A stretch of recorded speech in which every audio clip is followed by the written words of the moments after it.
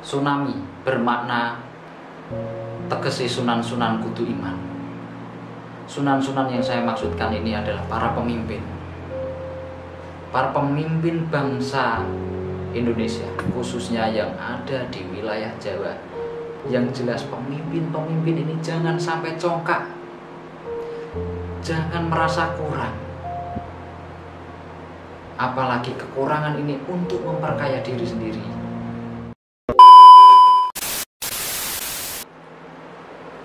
Assalamualaikum warahmatullahi wabarakatuh.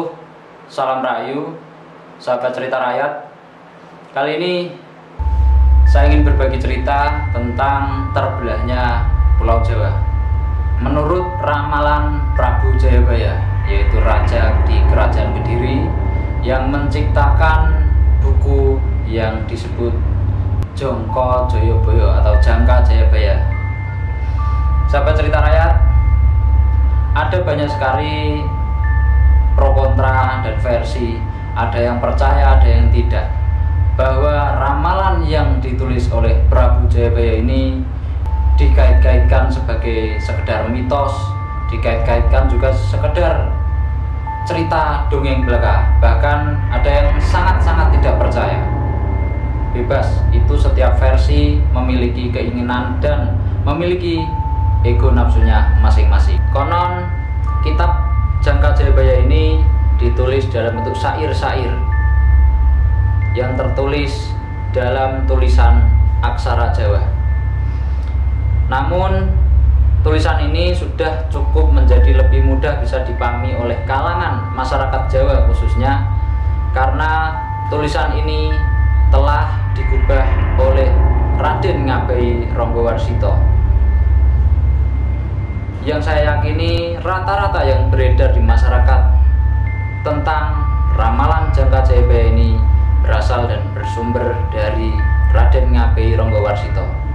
Beliau adalah seorang pujangga terakhir yang sangat fenomenal dalam mengulas ramalan-ramalan di tanah Jawa, termasuk menerjemahkan dan meringkas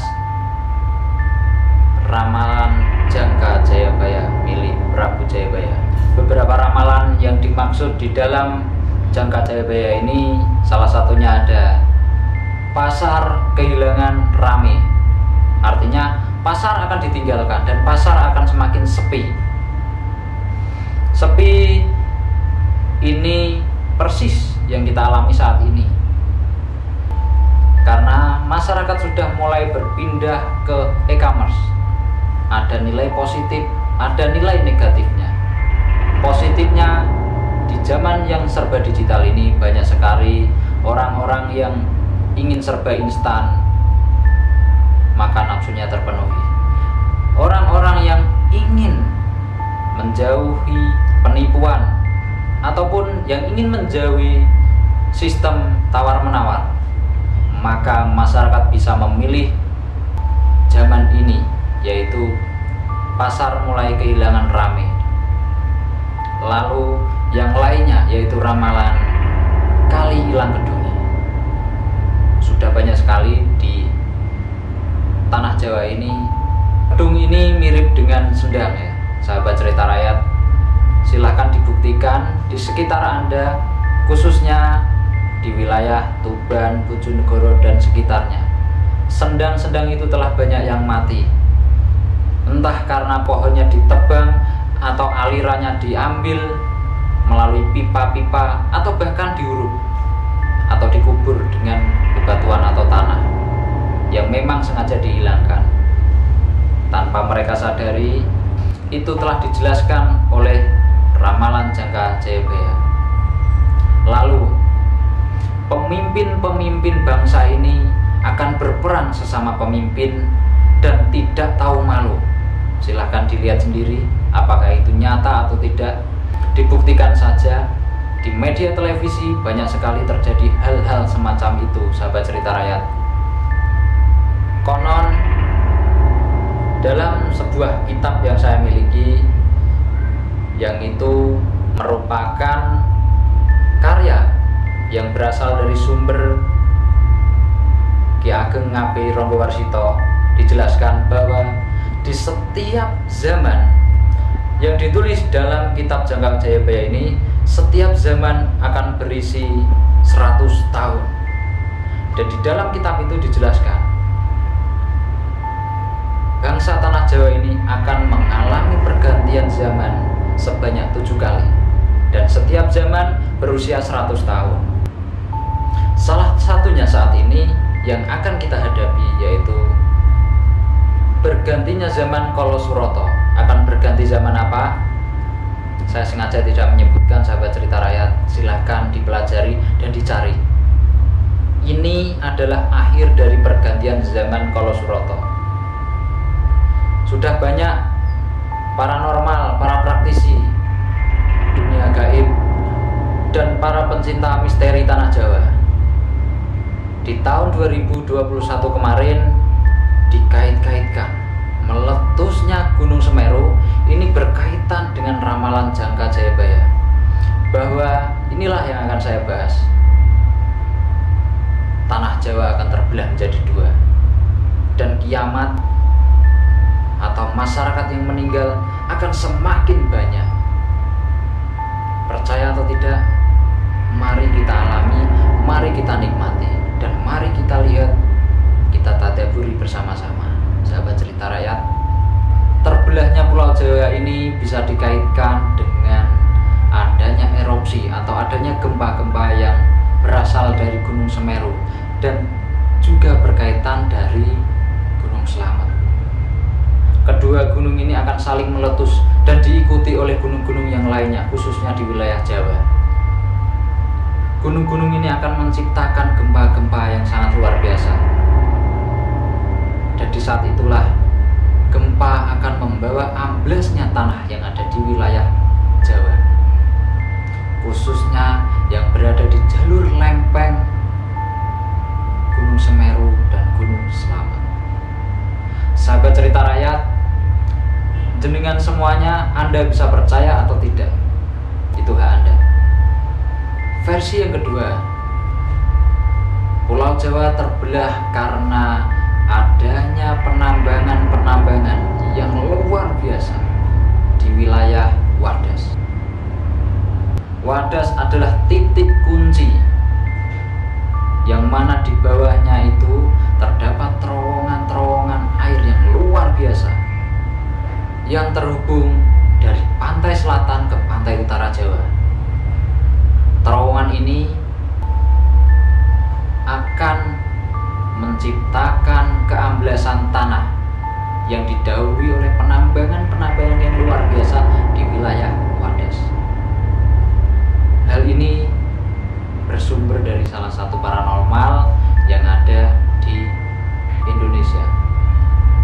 Ketika penambangan itu menjadi luar biasa, paku-paku bumi semakin ditancapkan dan ditancapkan terus menerus, maka disitulah titik awal keamblesan tanah. Bahkan ada juga yang mengatakan di versi yang ketiga, keamblesan tanah ini berasal dari efek lumpur lapido berantas yang sampai hari ini masih terus-terusan mengeluarkan lumpur yang berasal dari perut terdalam bumi pertiwi, yang terus keluar. Larinya kemana? Pasti di dalam perut bumi pertiwi ini seolah-olah, ya, saya memakai bahasa seolah-olah kosong.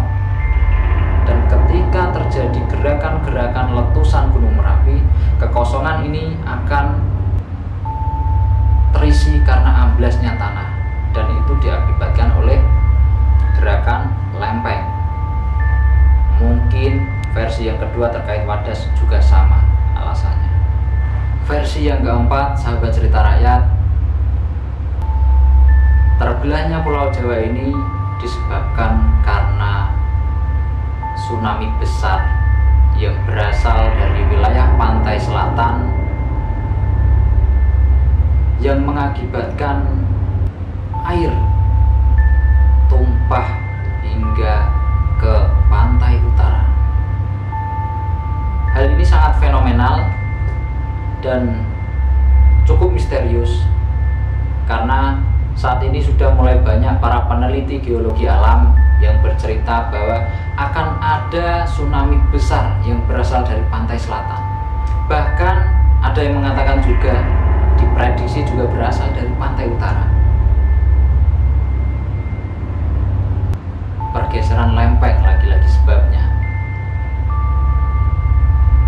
Lalu versi yang terakhir, yaitu akan ada pembangunan aliran sungai yang sangat besar dengan proyek dana yang sangat besar, entah kapan. Dan pembangunan aliran sungai ini membelah wilayah utara dan selatan. Proyek ini ditengarai dengan dasar sebab untuk mengurangi banjir yang selama ini dan akan terus-terusan melanda tanah Jawa.